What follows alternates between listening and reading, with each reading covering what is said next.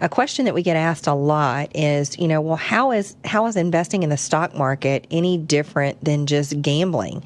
And isn't gambling wrong, when you consider what it says in the scriptures? Well, there is a difference between gambling and investing, and I'm going to help you kind of work through some of those thoughts right now. Gambling is based on chance. It's like what the Bible describes as just casting lots, like just rolling the dice.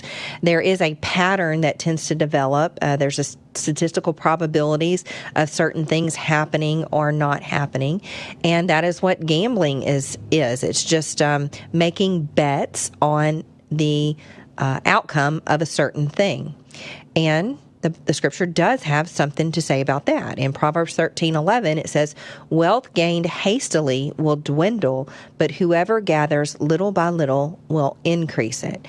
So, people's greed is really piqued when they hear about those who might go to the casino or, engage in online betting and things like that on the outcome of a sports game or, like I said, rolling the dice or playing some cards.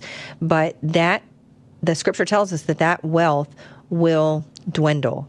So, we base our strategy on the scriptural principle of little by little.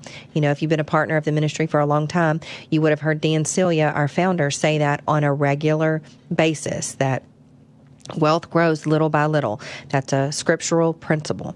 So investing was really God's idea. Well, what do I mean by that?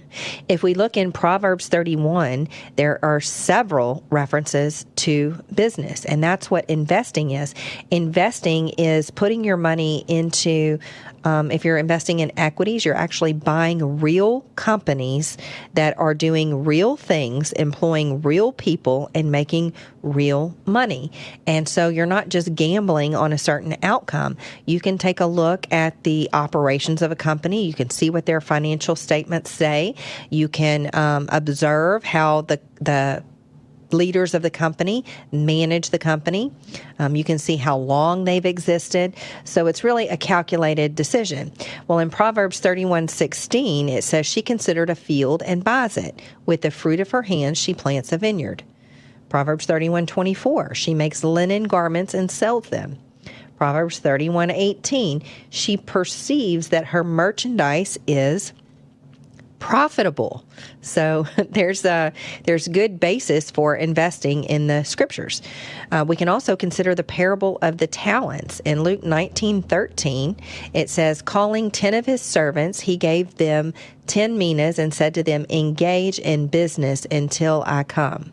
And then in Luke 19:23, it says, "Why then did you not put my money in the bank, and at my coming I might have collected it with interest?" That was the least that the steward could do. But here's what God thinks of equity. We should all have not equal opportunity, but equal outcomes. But the scripture in Luke 19:26 says, "I tell you that to everyone who has, more will be given. But from the one who has not, even what he has was taken away from him."